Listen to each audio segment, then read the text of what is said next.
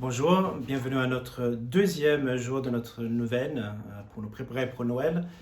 Et le thème d'aujourd'hui, c'est une autre paix, c'est la prudence. Donc le texte que je vous invite à contempler, c'est de l'Évangile selon Saint Jean, chapitre 3, versets 1 à 8. La prudence. Souvent, on imagine la prudence comme quelqu'un qui est très prudent, quelqu'un qui n'ose pas trop prendre de risques, il peut hésitant, il n'ose pas trop, etc. Et en fait, la vraie vertu de la prudence, c'est tout à fait le contraire. Pour Aristote, le grand philosophe grec, il disait que parmi les quatre vertus cardinales, la prudence, la tempérance, la justice et la fortitude, je sais que ce n'est pas un mot en français, mais ça mérite d'exister. C'est traduit en français par force d'âme, etc. Mais ce serait un autre sujet. Il dit, la reine de ces quatre vertus cardinales, c'est la prudence. Parce que la vertu de la prudence, c'est de savoir quoi faire dans chaque situation, de savoir ce qui convient en chaque instant. Alors, si on réfléchit un peu, franchement, c'est pas mal. Si je peux avoir la certitude de savoir exactement ce que je dois faire, dire, taire, en chaque instant, combien notre vie ce sera plus facile. Donc,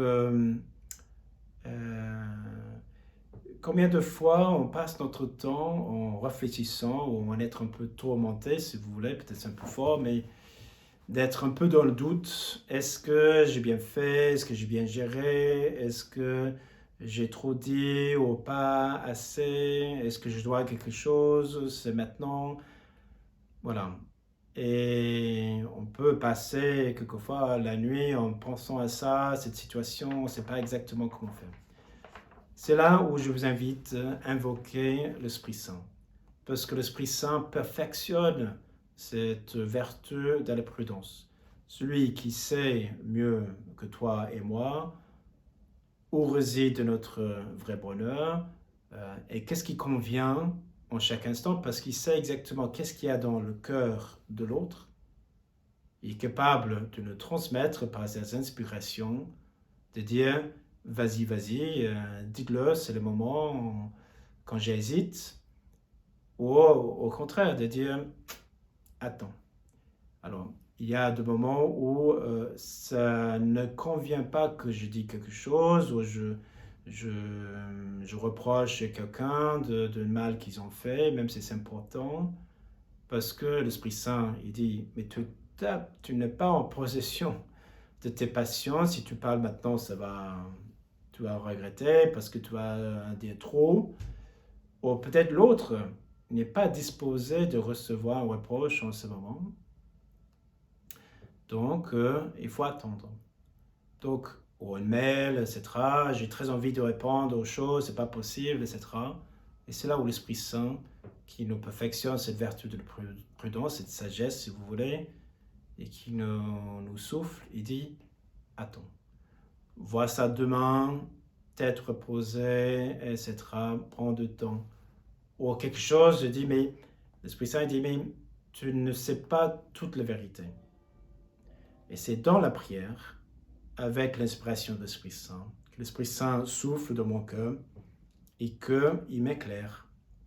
Et il dit, laisse-moi du temps pour parler à l'autre, mais aussi laisse-moi t'inspirer, de vous donner les autres éléments petit à petit qui vont vous éclairer et vous allez comprendre ce qu'il contemple à faire aujourd'hui.